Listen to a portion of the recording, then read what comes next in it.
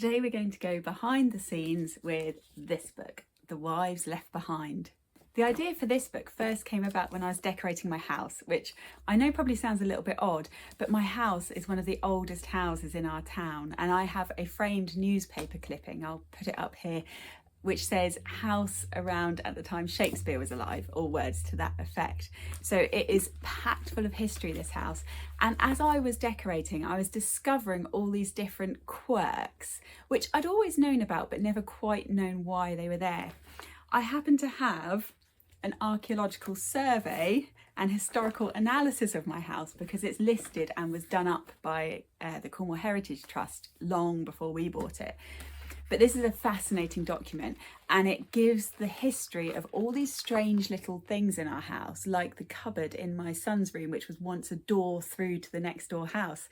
Also, rather amazingly, in this document, all the owners of the house are listed along with their professions from 1577 right through to 1891. So it got me thinking, what has this house witnessed? What stories, if the walls could talk, what stories would they tell? So I then began looking into the history of my town, Bodmin, and one story really caught my eye.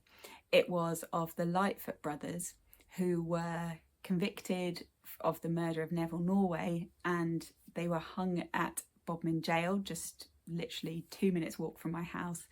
And it made all the newspapers. I found endless newspaper reports about this case because it drew tens of thousands of people to the town, not just for the trial, but to watch the execution, which I know is a bit very grim. They even stopped a train just outside the jail so they could witness it.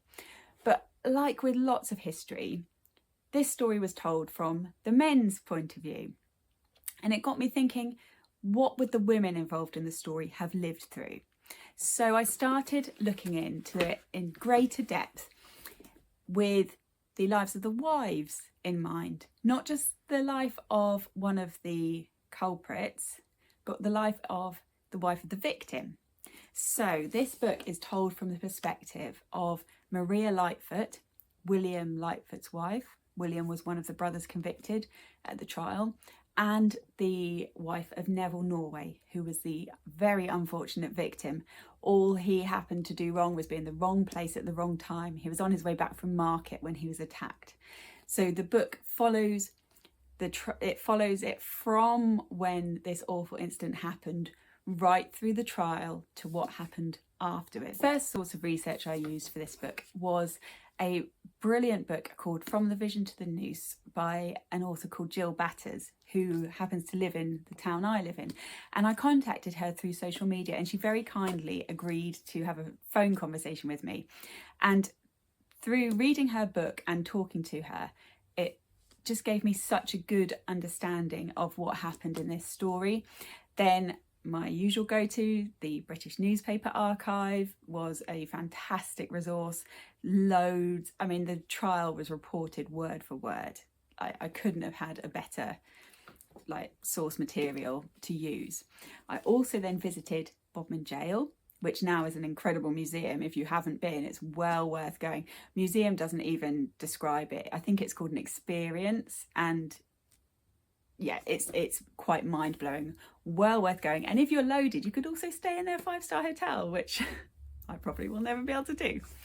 Another place I visited was the Shire Hall in Bodmin, and the people there were so helpful. It's now the tourist information, and their courtroom experience is currently closed, but they let me into the courtroom where they have characters set up as if they are on trial, and I walked into the courtroom where this very trial took place, and then they took me down to the cells below ground, which was absolutely eye-opening. I'll put some photos here for you to see. I've heard a rumour there was perhaps once a tunnel between the jail and the Shire Hall to take prisoners along, but I don't know whether that's true or whether I've dreamed that up. But anyway, it was the really interesting thing with this book was being able to walk to all the locations where this event took place.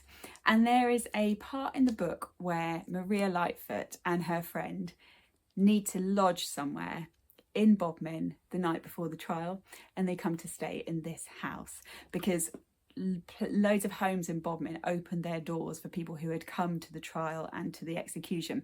So there is every chance this house did play host to some of those visitors. Probably unlikely it was Maria herself, but I'm allowed some artistic license. So that's really how this book came about. I actually found it very hard to write because I had such a strict timeline that was dedicated by the actual historical real life events, particularly around the trial, and fitting these two women's stories into that time frame was a real challenge, but I really enjoyed it. It was just the whole experience of writing this book set on my doorstep was it was a joy, really, and I loved the challenge of it because I do like a challenge. So that is The Wives Left Behind. This is my special edition I'm preparing to get on my website. Even got a little ribbon. If you have any questions though about the book or anything else, drop them in the comments. And if you would like to subscribe to this channel, I'll be posting regularly and it does me a massive favour to have some subscribers. Thank you.